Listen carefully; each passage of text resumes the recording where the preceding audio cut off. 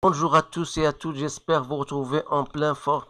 Bienvenue bien sûr dans votre site Bac en poche. Aujourd'hui dans cette séance, je vais partager avec vous, chers étudiants et étudiantes, un exercice assez intéressant concernant les réactions acido-basiques, bien sûr niveau deuxième année baccalauréat. Alors pour ne pas trop parler, je vais vous proposer cet exercice, vous le voyez devant vous.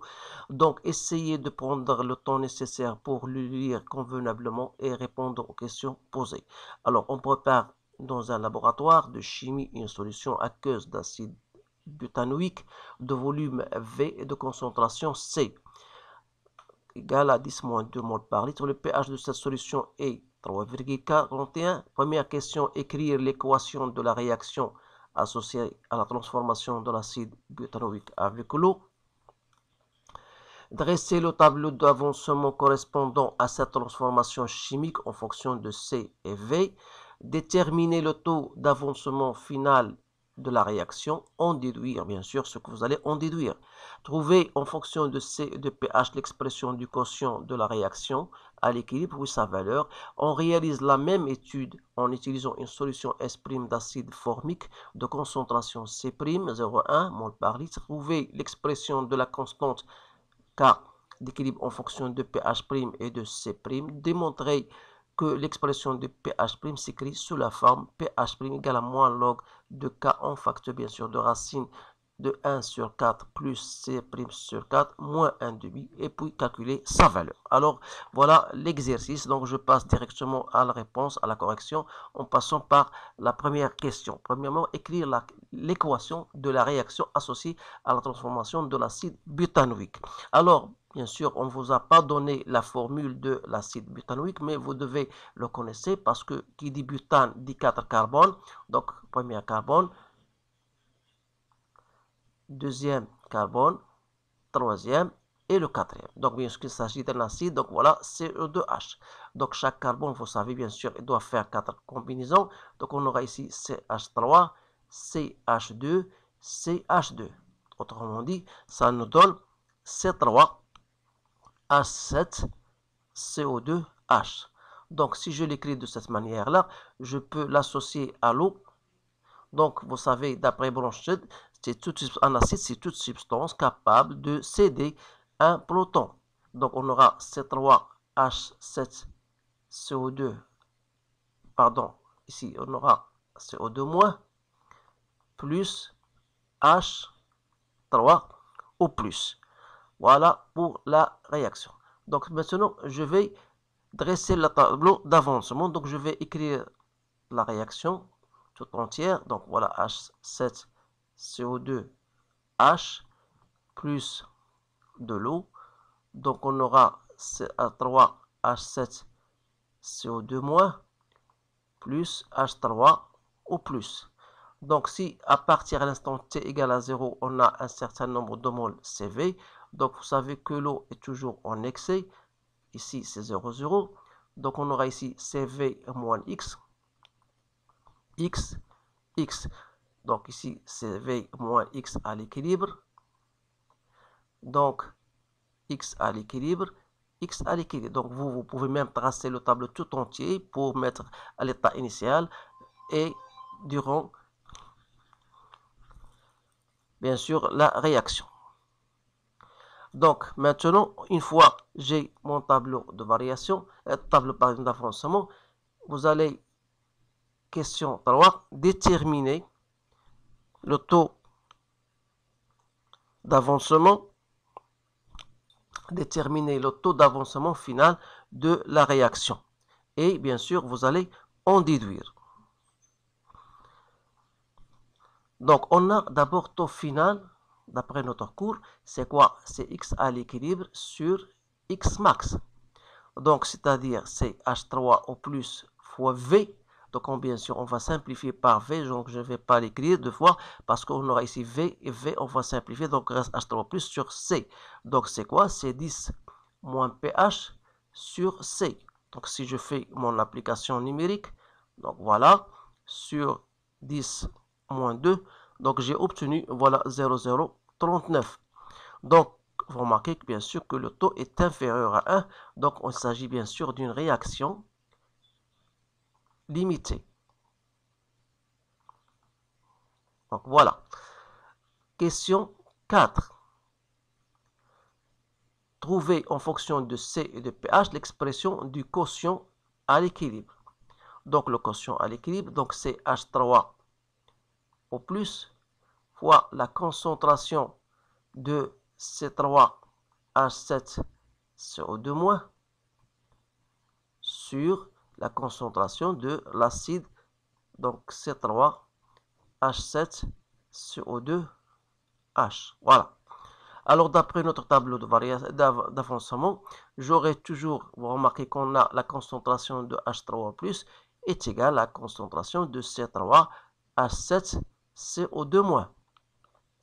Alors, on va remplacer l'une des deux, donc on aura H3 au plus au carré sur, alors que la concentration de C3H7CO2H, d'après notre tableau d'avancement, c'est CV moins X à l'équilibre que je divise par V. Donc c'est C moins X à l'équilibre sur V.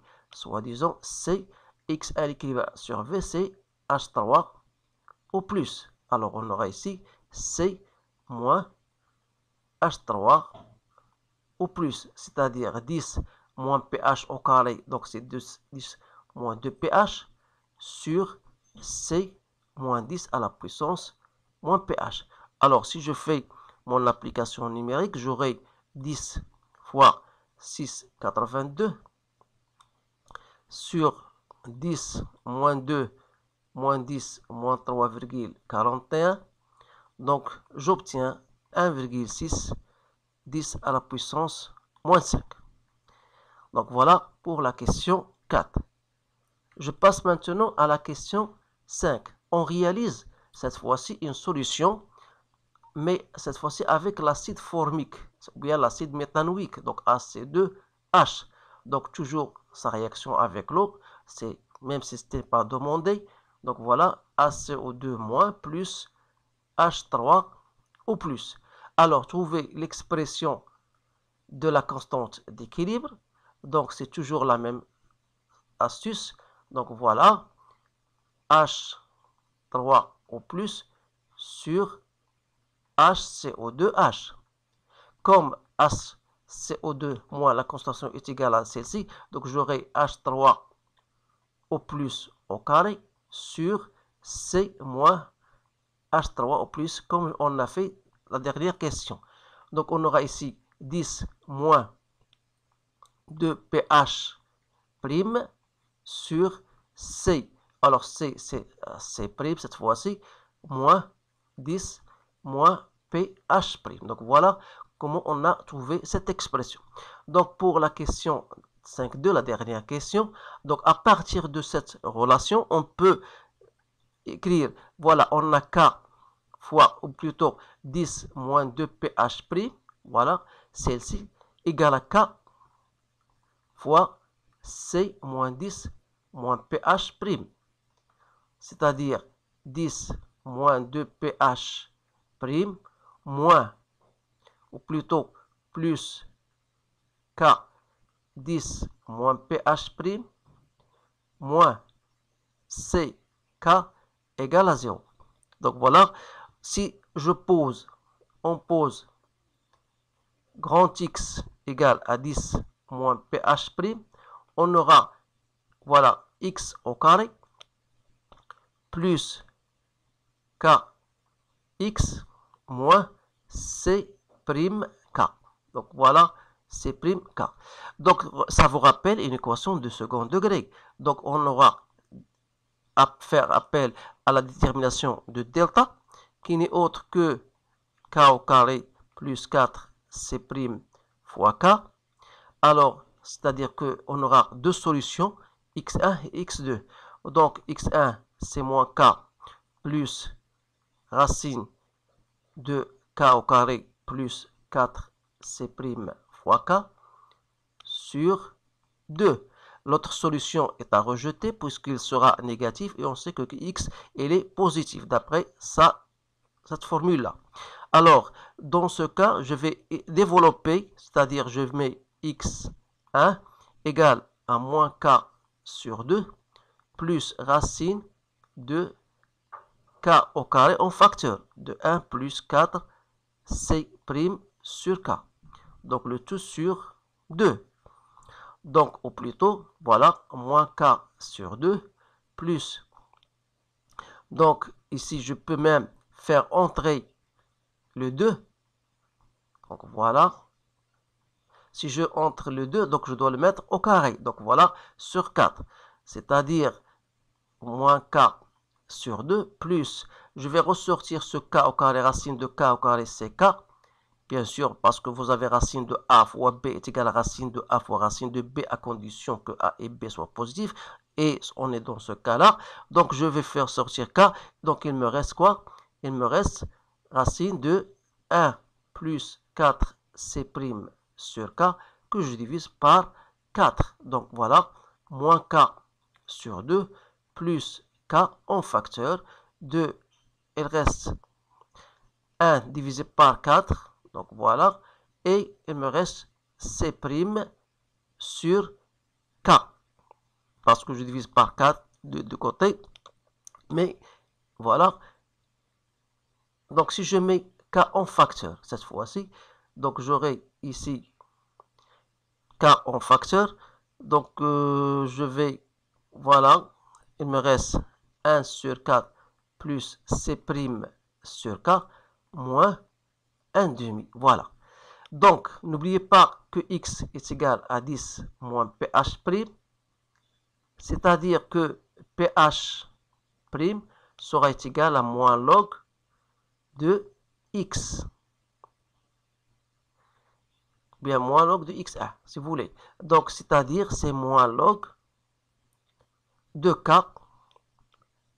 en facteur de racine 1 plus 4 plus C' sur k moins 1 demi. Donc voilà. Donc vous allez faire bien sûr votre application numérique. Bien sûr, k ne dépend que de la température. C'est k, vous avez la valeur de k, vous avez la valeur de C'. Donc j'ai trouvé donc 3,4. Bien 3,45. Donc je vais prendre un seul chiffre après la virgule. Donc voilà. J'espère que ce résultat est bien correct. Donc on a bien terminé notre sujet. Vous remarquez bien sûr que c'est un sujet très intéressant. Essayez de le refaire et de le partager avec vos collègues pour que tout le monde puisse comprendre ces choses-là. Alors je vous remercie de votre attention. Je vous souhaite une bonne chance et je vous dis à bientôt.